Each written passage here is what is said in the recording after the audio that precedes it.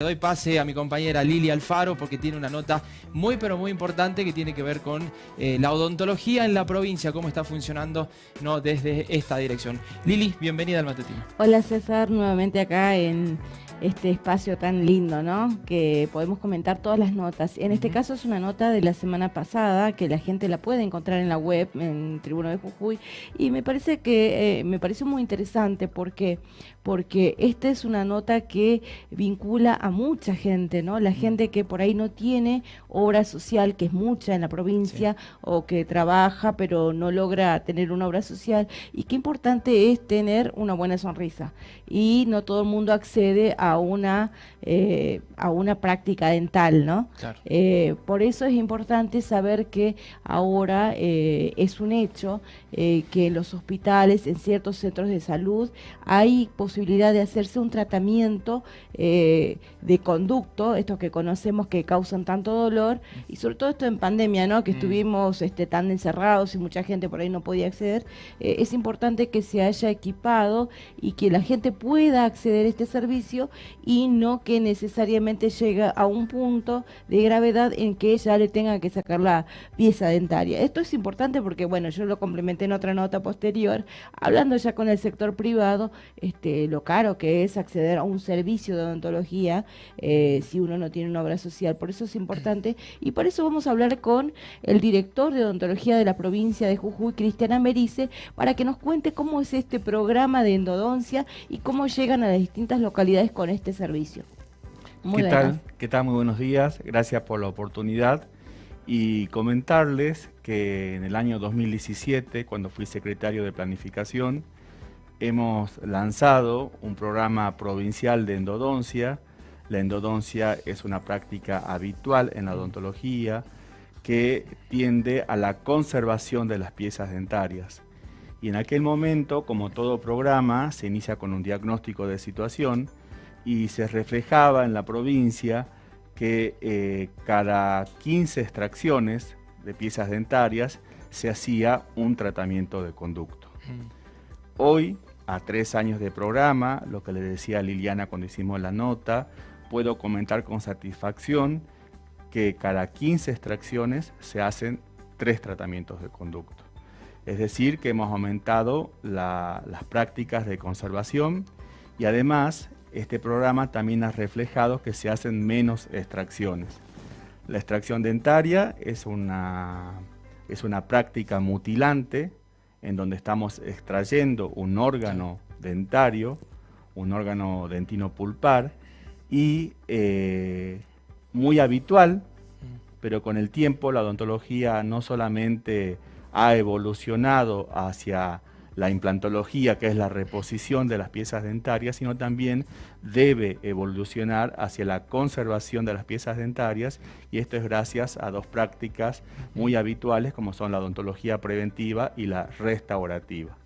Por eso, desde el 17 hasta la fecha, el programa ha pasado por distintas etapas de equipamiento de los hospitales. Se pretende con este programa que por lo menos en los hospitales cabeceras se haga esta práctica de endodoncia de todas las áreas programáticas, y acá en el caso de Capital, además de los hospitales que tenemos en esta región, por lo menos fortalecerlas en los nodos, y es por eso que en el CAPS Cuyaya, en el CAPS Alberdi y Bajo la Viña, y CAPS La Viña, también se hacen tratamientos de conducto. Bien, también tenemos algunos centros que se han abierto o por lo menos se han equipado en el interior. ¿En qué departamentos podemos encontrar bueno, este servicio?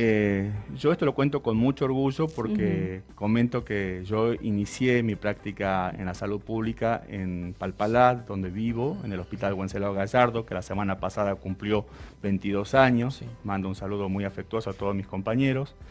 Y esta práctica la hacíamos habitualmente desde que se inauguró. Pero cuando fui director de hospitales y secretario de planificación, podía ver que conforme nos íbamos metiendo en el interior profundo de nuestra provincia, esta práctica no era habitual. Por eso iniciamos este programa, y con orgullo comento que el año pasado se inició en el CAPS La Loma, en Alto Comedero, en Perico, en el Hospital Zavala. Hace 2 semanas iniciamos en Monterrico, en el Hospital Oscar Orías se inició también, en el Talar, en Abrapampa, y hoy ya la jefa de unidad de odontología del Hospital Salvador Mas, de La Quiaca, comentó que en el CAPS Santa Teresita vamos a iniciar esta práctica de tratamientos de conducto. Así que la verdad, lo que yo les pido a los colegas es que revertamos el perfil mutilante, que se nos conozca no solamente por sacamuelas, como vulgarmente se nos conoce, sino también por conservar las piezas dentarias y permitir que la población pueda desarrollar sus funciones bucales, como el habla, la sonrisa, claro, y la salud en definitiva, que merecemos todos los jujeños.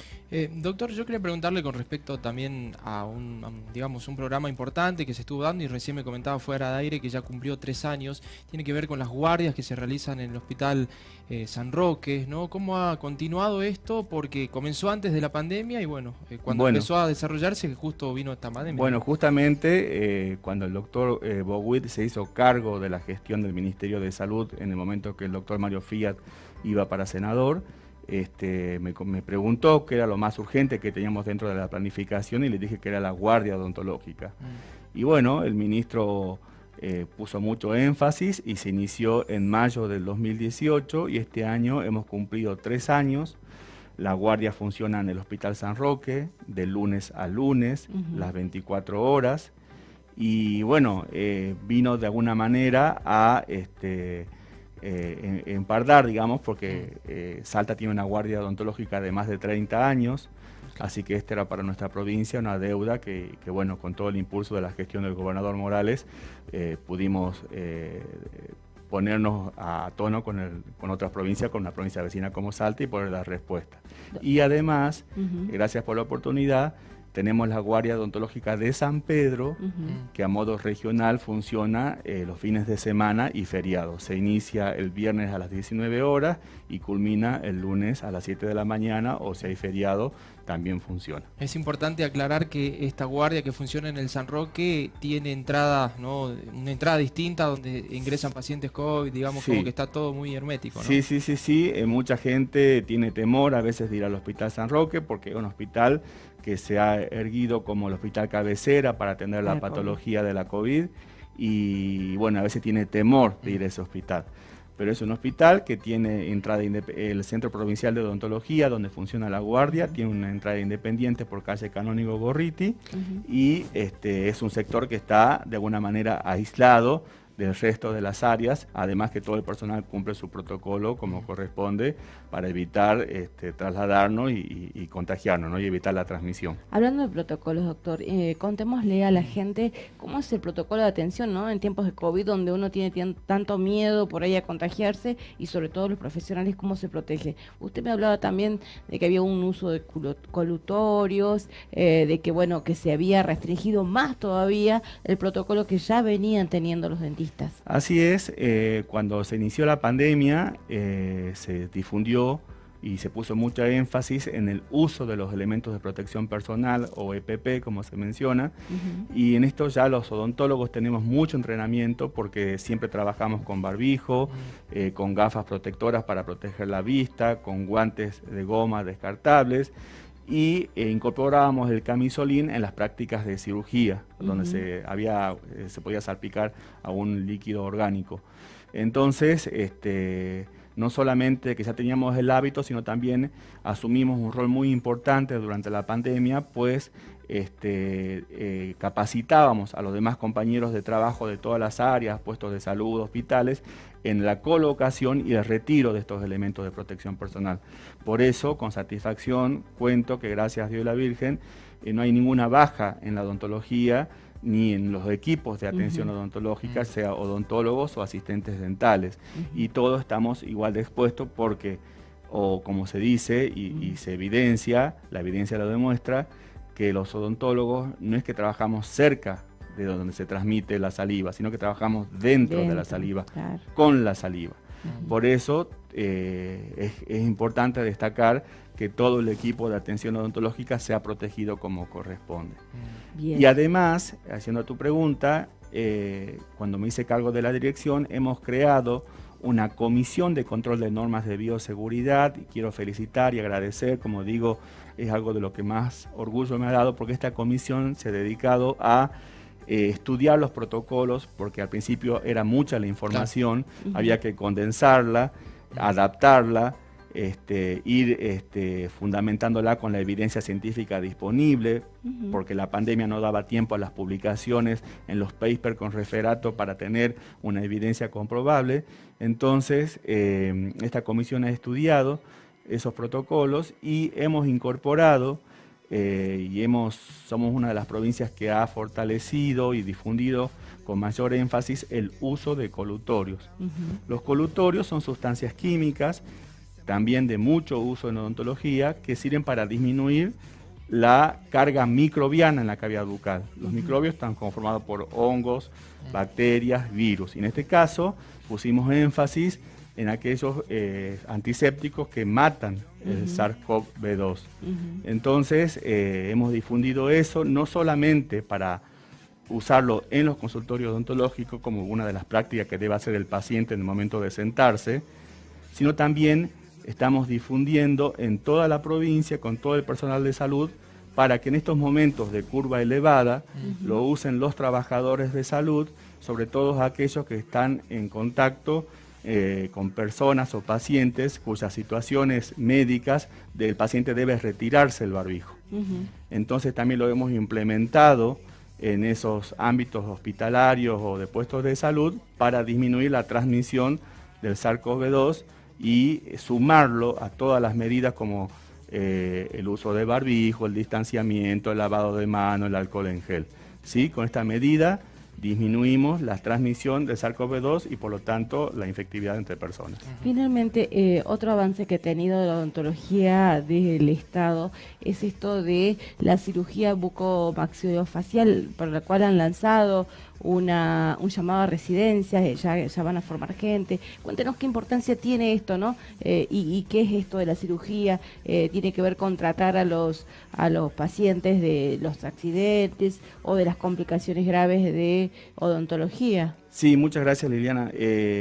Existe una especialidad de la odontología que es la especialidad en cirugía y traumatología bucomaxilofacial, es decir, que no solamente compete a la parte de tejidos duros y blandos de la boca, sino también el tercio medio e inferior de la cara. Y en esto, estos especialistas, es un recurso humano muy requerido, escaso en la provincia, escaso en la región también del país. Por eso que hemos desarrollado un proyecto que el señor Gustavo Gouit, ministro de Salud, el doctor que lidera nuestro ministerio, ha puesto mucho énfasis y hemos creado la residencia en cirugía y traumatología bucomaxilofacial para formar este perfil profesional escaso en la provincia y que sus egresados, como se pretende cuando hay un sistema de residencia, puedan fortalecer esta atención y esta práctica en el interior de la provincia.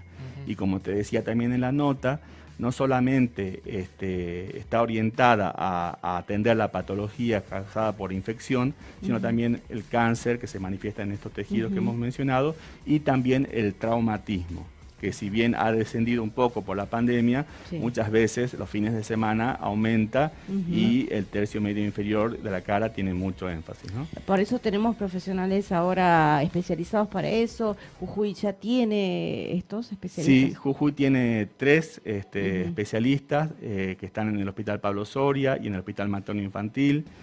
Cuando incorporamos al doctor Enzo Duilio Cruz, que es el coautor de este proyecto de la residencia, fue a trabajar al Hospital Materno Infantil y reparte su carga horaria en ese hospital y en el Soria, y pudimos, al poco tiempo desde que ingresó el doctor Cruz, pudimos evitar algunas derivaciones al Hospital Garrahan, ya que se incorpora al equipo de cirujanos, traumatólogos, cirujanos estéticos que ya hay en el Hospital Materno Infantil.